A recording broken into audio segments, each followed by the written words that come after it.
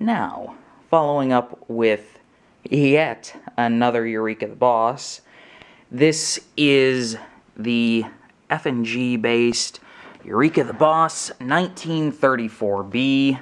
Now, surprisingly, there aren't a lot of videos. There isn't a lot on this period on YouTube,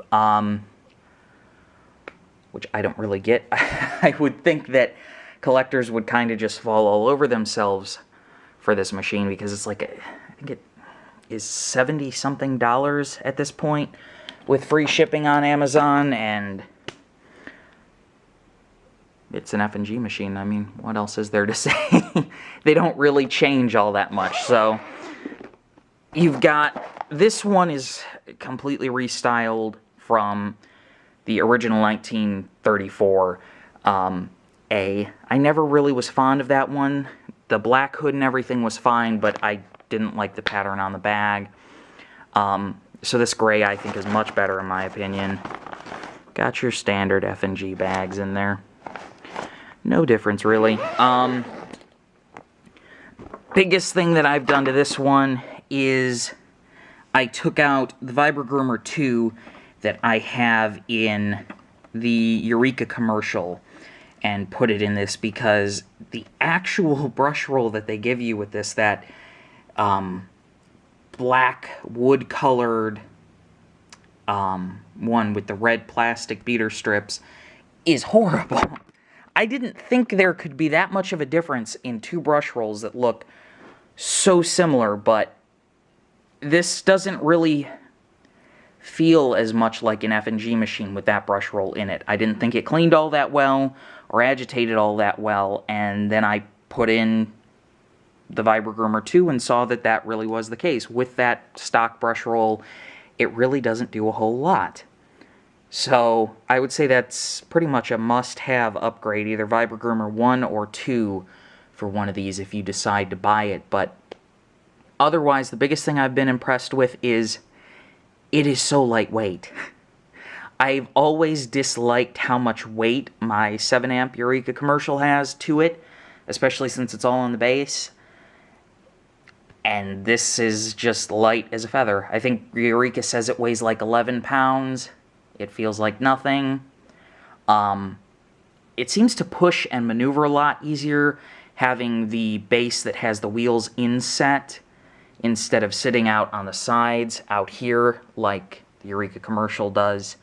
And the other nice thing is with the 5-amp motor, I really need to get the 8-position dial-and-app knob for my Eureka commercial, because the 7-amp ones, they're just always off by a setting. One is either too high or too low on my carpet.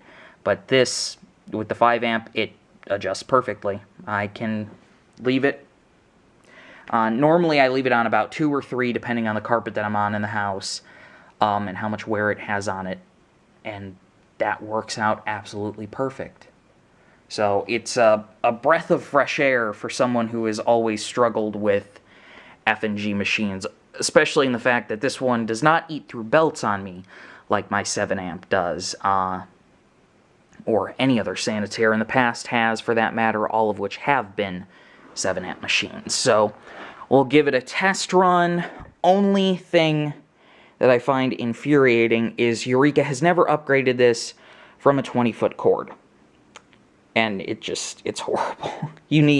There is no excuse for a 20-foot cord anymore, unless it's on a canister where you've got, you know, like at least another 5 feet with the hose in the body of the canister, and then your wand and everything.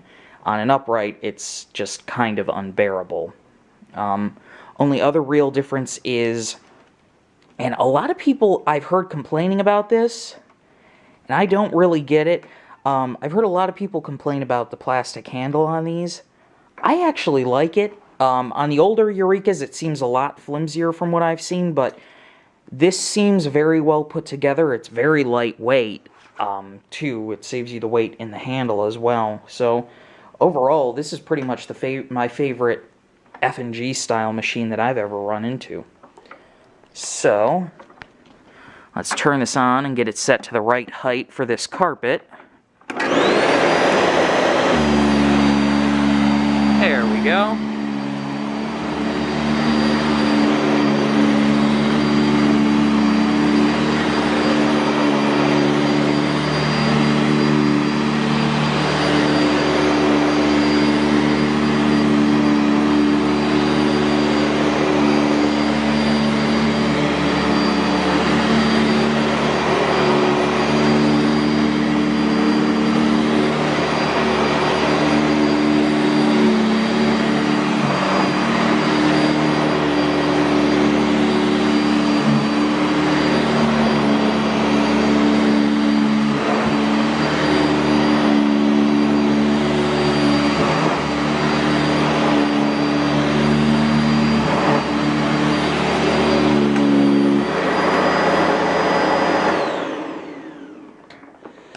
I just honestly cannot get over what a brilliant little machine this is. Everyone, like I said, every one of the gripes that I have with other F&G machines is corrected in this.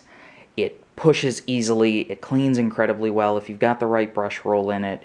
It sounds, it's just got that brilliant, brilliant Eureka sound to it with the Vibra Groomer 2 in there.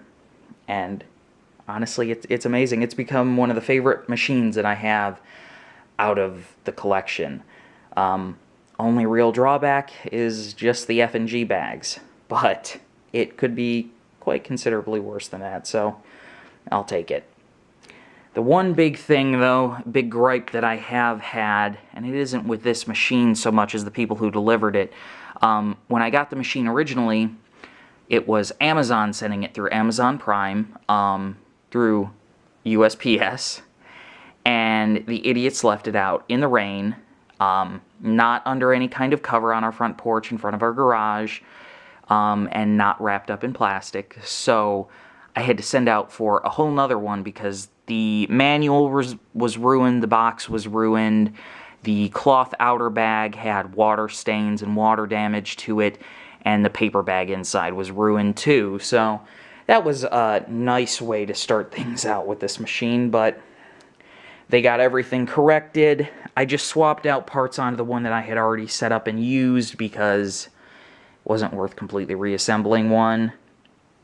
And that all got taken care of, luckily, but was more than I really wanted to do for this machine.